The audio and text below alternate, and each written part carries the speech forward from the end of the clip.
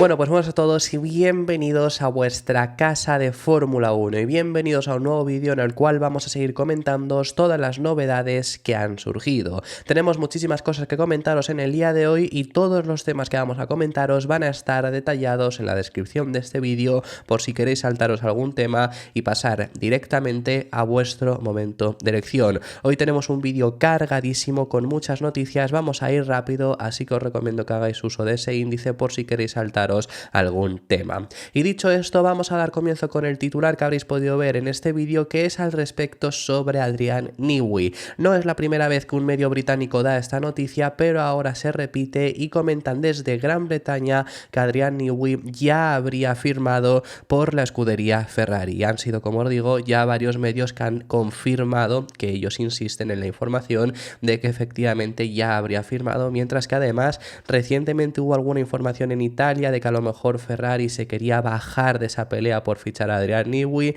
Bueno, desde Gran Bretaña continúan diciendo que efectivamente es así. La información que os traemos en este vídeo ya no es con respecto a este fichaje, porque como digo, ya es algo de lo que hemos hablado bastante y además ya os he dicho que en mi opinión todo hace indicar que si Newey continúa, que tiene toda la pinta de que va a continuar y no se va a retirar, va a hacerlo con el equipo Ferrari, sino que la información que ha salido en el día de hoy tiene que ver además también con los detalles del contrato que parece que va a firmar el gurú técnico, así que os los vamos a contar. La información surge desde el medio Business F1, un medio que por cierto, por supuesto, también os lo tenemos que comentar antes de seguir hablando sobre esto, que es un medio que en muchas ocasiones también ha fallado, o sea que tengamos en cuenta que es un medio que por supuesto no tiene 100% de credibilidad, no tiene 100% de fiabilidad, por supuesto ningún medio tampoco te acierta todo lo que da, pero sí que desde luego es interesante y en cuanto a estos datos de contratos siempre suelen ir bastante bien indicados, así que ¿qué es lo que nos comentan desde Business F1? Bueno, nos confirman que Newey empezaría a trabajar a partir del próximo año, que por supuesto el haber entrado en el tiempo de gardening ya en esta temporada es simplemente por eso, para el año que viene trabajar ya en su próximo equipo, porque si no tenía contrato con Red Bull hasta finales de 2025 y lo hubiera cumplido hasta el final para ganar todo el dinero que le tenían que pagar. No lo ha hecho con el objetivo de ese 2025 ya poder estar en el próximo equipo para trabajar en el coche de 2026 y además el contrato que va a firmar va a ser de 3 temporadas. Que esto es algo interesante. También se ha dicho en varias ocasiones que, por ejemplo, la oferta de Aston Martin, además de que, a ver, si viene Ferrari y Newey quiere trabajar en Ferrari, da igual lo que puede ofrecerle Aston Martin todo el oro del mundo, que no lo iba a aceptar, por supuesto. Pero algo que se decía de esa oferta es que a lo mejor Aston Martin no iba a aceptar o no lo iban a fichar por menos de 4 temporadas, y esto era algo que a lo mejor podía dificultar un poco ese fichaje porque Newey quería asegurarse menos, y en este caso el contrato que habría firmado con Ferrari sería de 3 años, que a ver, de 3 a 4 tampoco hay una diferencia gigantesca, ¿no? Pero bueno, al final sería una forma de, sé que voy a trabajar en este nuevo reglamento y en ese primer año, y en el segundo al final, porque al final seguiría en Ferrari confirmado mediante este contrato hasta 2027. Luego ya a partir de ahí tendría que volver a valorar si quiere continuar o si ya ha cumplido sus objetivos dentro del equipo Ferrari, pero eso sería lo que ha ocurrido, que firmaría por 3 temporadas hasta 2027 y ganaría en 3 años 105 millones de dólares, una auténtica salvajada, porque haciendo la comparativa contra Aston Martin, que siempre se hablaba de la de Aston Martin económicamente es la mejor oferta, le habían ofrecido muchísimo dinero, es menos. Está ofreciendo Ferrari 105 millones de dólares en 3 años, me parece una barbaridad también, ahora os comento esto por qué, pero lo que le ofrecía en el caso de Aston Martin eran 100 millones, es decir, incluso 5 millones menos y en 4 temporadas, lo que supone al final que sean 25 millones por año, pero es que si son 105 millones de dólares por 3 temporadas, estamos hablando de 35 millones de dólares por 3 años. No habría problema si se mantiene por ahora en el reglamento, esto todavía no se ha especificado, si se mantiene por ahora en el reglamento financiero que los 3 sueldos de ingenieros más altos no computan en el reglamento financiero, entonces no habría problema. Si sí entran, ahí entran los problemas, porque es algo que se quiere hacer para 2026 o por lo menos algunos equipos lo han pedido, que entren también esos 3 sueldos más altos. Entonces, si esos 35 millones por año lo tienes que meter en el reglamento financiero, es prácticamente, bueno, es que a lo mejor es la mitad casi de lo que algunos equipos se gastan. Ferrari llega hasta el límite del reglamento financiero, pero es que llega a casi un tercio, casi, no llega, pero casi un tercio del límite presupuestario que puedes llegar a usar cada equipo. Es una barbaridad pagarlo para una única persona tanto dinero.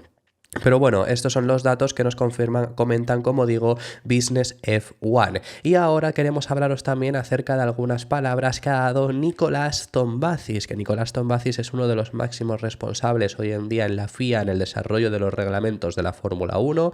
Ha tenido una trayectoria bastante larga también en la categoría, donde especialmente ha estado en Ferrari, estuvo muchísimos años y logró ser campeón del mundo en Ferrari, tanto con Kimi Räikkönen como con Michael Schumacher. Tuvo un impasse en 2004 y 2005 en McLaren, luego regresa a Ferrari nuevamente en 2006 hasta que se marcha en 2014 y luego al final más tarde acaba llegando a la FIA. En esos 2 años en McLaren, 2004 y 2005, coincide con Adrian Newey. Fueron los últimos años de Adrian Newey dentro del equipo McLaren y además 2 años bastante curiosos, y es que 2004 hace uno de los peores McLaren y uno de los peores coches que ha hecho en su vida Adrian Newey. Fue un desastre con muchísimos problemas, y al año siguiente, en 2005, McLaren tuvo uno de los mejores coches de la parrilla, por no decir el mejor coche de la parrilla, con el único problema que tenían, que era en cuanto a fiabilidad. Luego en 2006 Newey además se marchó a Red Bull, Tombazis regresa a Ferrari como ya os hemos comentado, pero bueno, coincidió en esos 2 años y además pudo experimentar cómo el error de Adrian Newey, digamos así porque era el máximo responsable del coche, ¿no? Aunque bueno, obviamente, al igual que el acierto no es únicamente por él, el error tampoco es únicamente por él.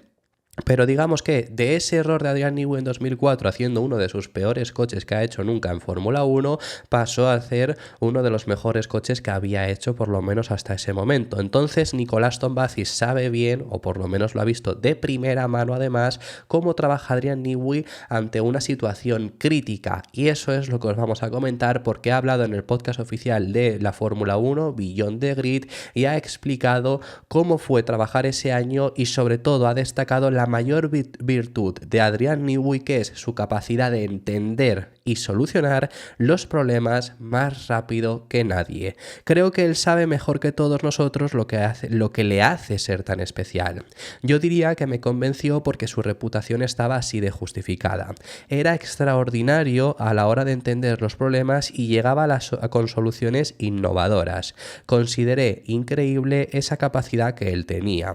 Recuerdo todas las expectativas que había en torno a ese MP420, que es el coche de 2005, después del desastroso 2004 que tuvimos. Sabíamos que debería ser un coche muy rápido, aunque yo nunca me atribuiría ningún mérito por ese coche. Trabajé un poco en él, pero no sentía que era algo de lo que podía estar orgulloso. Era más un coche de Adrian, fruto de su trabajo. Así que ahí vemos esa mayor virtud que tiene Newey, que eso lo hemos visto bastante bien en Red Bull. Fijaros que sigo insistiendo en que Red Bull ahora mismo no tenga tanta ventaja frente a los rivales, no es por la salida de Newey, pero sí que parece que el entendimiento del coche y el sacarle el máximo provecho en cada fin de semana les está ahora costando más dependiendo del circuito, sobre todo sufriendo mucho con los baches.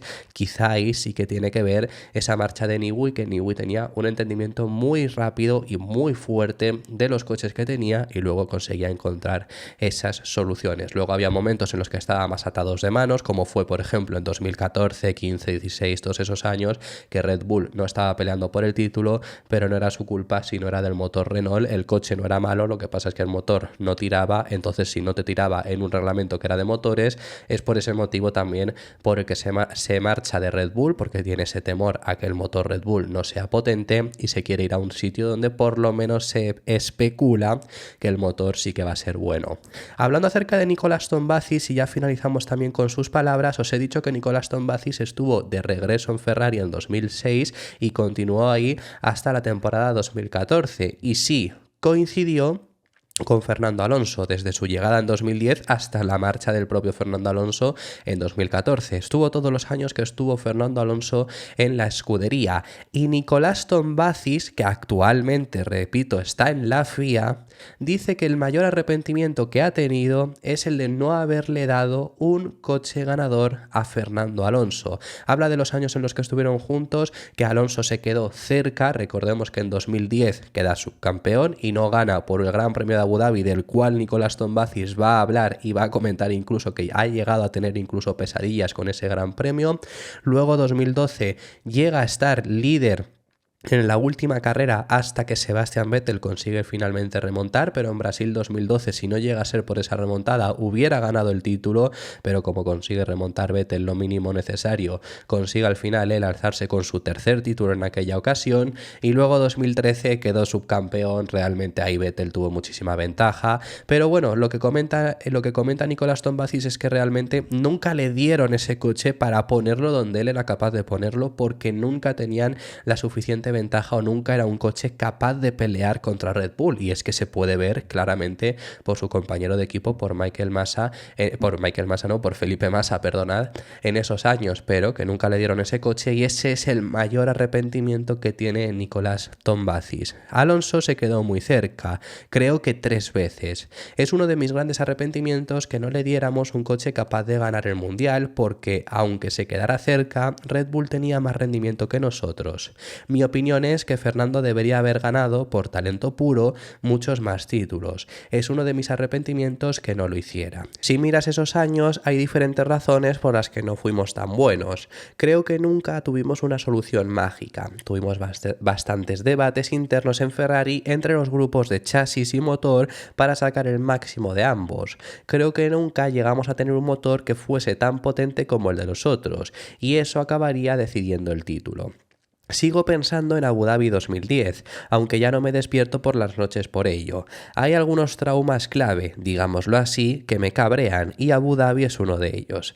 Después de esa derrota y posterior decepción, llegué a soñar con que iban a anular la carrera y se iba a disputar otra vez, pero luego me despertaba. Bueno, en esto último hay que decirle a Nicolás Tombazis que creo que muchas de esas traumas los hemos pasado muchos de los que estamos aquí. Bueno, habiéndoos contado todo esto, vamos a pasar al siguiente de los temas. Tenemos que hablar sobre mercado de fichajes, que eso va a ser lo último que hablemos en este vídeo, pero antes toca hablar acerca del equipo Mercedes. Y es que por ahora el equipo de Brackley, las actualizaciones que han ido introduciendo han estado siendo bastante efectivas. Ya hemos visto en Mercedes que en Canadá fueron mucho más competitivos y podríamos llegar a decir, a pensar que fueron el mejor coche. Realmente en Canadá, si no el mejor coche, estaban ahí, pero bueno, al final Russell hace incluso la pole en seco, se queda, no se queda milésimas, clava la misma milésima Verstappen, pero es que hizo la vuelta Russell antes y por eso consigue esa pole. En el inicio de carrera se consigue mantener por delante, sí que cuando está un poco mojado parece que luego pierden un poco de fuelle, pero al final lo ha comentado el propio Russell, que sí que tenían coche para ganar, no ganó por los errores que cometió el propio piloto. Fijaros en el propio Hamilton, que Hamilton no cometió tantos errores, pero salía más atrás, consiguió ir remontando y no consigue al final llegar al podio porque se lo quita a su compañero de equipo en la penúltima vuelta, pero que incluso hubiera llegado al podio habiendo sido uno de los pilotos más rápidos durante la carrera. Entonces por ahora sí que esto ya hemos especificado que es Canadá, y desde el equipo no descartan que por supuesto en Canadá también se habrán visto beneficiados, pero por ahora han logrado mejorar porque en Canadá han estado ahí, pero en Mónaco, que era un circuito radicalmente diferente, también se mostraron más fuertes de lo habitual, y ahí fue donde empezaron a llegar las mejoras, especialmente de ese nuevo alerón delantero que lo introdujeron solo en aquella carrera a Russell y estuvo por delante. Ya en esta última carrera lo tenían los dos. Mercedes está ahora mismo, parece que han entendido bien el coche. Las informaciones que surgen es que creen que ya han entendido, que ya llegan un poco tarde, pero bueno, ya han entendido realmente los secretos, por así decirlo, así es como se ha informado en los últimos reportes, del reglamento en el que estamos hoy en día, del reglamento de efecto suelo, y con esto el objetivo es seguir introduciendo actualizaciones. Ya se dijo hace unas semanas atrás que el plan de desarrollo que tenían ahora ahora recientemente era un plan de desarrollo constante que iba a llegar hasta el Gran Premio de Bélgica, habiendo en todas las carreras anteriores, es decir, todas las carreras hasta la última antes del parón veraniego, van a llevar nuevas mejoras con las que están muy motivados. Y esto mismo lo ha comentado James Allison, director técnico del equipo, que dice que el objetivo es mantener un ritmo de desarrollo, un ritmo de mejoras que el resto no puedan seguir. Los cambios que hemos hecho están haciendo de este coche un coche mejor, y eso será así en todos los circuitos a los que vayamos. Las características de Montreal hacen que parezca un poco más rápido de lo que creemos que seremos en las próximas carreras. En Barcelona creo que es más probable que seamos competitivos, pero no justo delante, porque los próximos circuitos son una prueba un poco más dura para el coche. Asfalto caliente, mayor velocidad en las curvas. Sin embargo, también sé lo que nos espera, también sé lo que estamos planeando para seguir mejorando el coche. Nuestro reto es mantener esas mejoras a un ritmo que los demás no puedan seguir, y es que esto es importante. Esto es algo que hay mucha gente que sigue dudando. Vamos a ver, todos los equipos meten mejoras. Si tú metes mejoras y mejoras más o menos lo mismo que tus rivales y vas al mismo ritmo de actualizaciones que ellos, al final tú puedes traer 1000 mejoras, que si tus rivales traen esas 1000 mejoras también, no vas a mejorar, no vas a acercarte. Entonces tienes que hacerlo más rápido que ellos y mejor. Ese es el objetivo que ahora mismo tiene Mercedes, que además utilizaron muy bien el principio de año, creo yo, tratando de encontrar dónde estaban los problemas de Mercedes, dónde tenían ese problema el W15, qué se quejaban los pilotos, tratar de encontrar cómo solucionarlo. Y parece que, y digamos parece, han conseguido encontrar esa solución, así que veremos si efectivamente acaba siendo así y podemos ver a un Mercedes próximamente más competitivo. Dicho esto, ahora sí vamos a pasar a hablar acerca del mercado de fichajes y tenemos que comenzar hablando acerca de Esteban Ocon. Ya sabemos que el piloto francés no va a continuar con el equipo Alpine, esto era algo que ya se había ido informando y que lo confirmó el propio equipo en la última semana, y todavía no hay confirmación de dónde va a correr, pero está muy cerca de hacerse oficial, y es que va a correr con el equipo Haas. En información que ha dado Joe Sauer, realmente ha estado decidiéndose entre una oferta que tenía de Audi, aunque Audi siga a la espera a ver qué hace Carlos Sainz, pero sí que Ocon estaba en esa lista de pilotos, y Haas. Pero Esteban Ocon se ha acabado decantando por el equipo estadounidense. ¿Por qué? Bueno, pues porque en Audi sigue habiendo muchas dudas de a ver cómo va ese motor y luego el chasis. Quizá el chasis no está mucho mejor o mucho peor que Haas, pero si el motor es mucho peor que el Ferrari, quizá no te sale rentable irte a Audi por lo menos esos primeros años, para que luego veamos que al final sigo diciendo que Audi los primeros años no va a ser competitivo.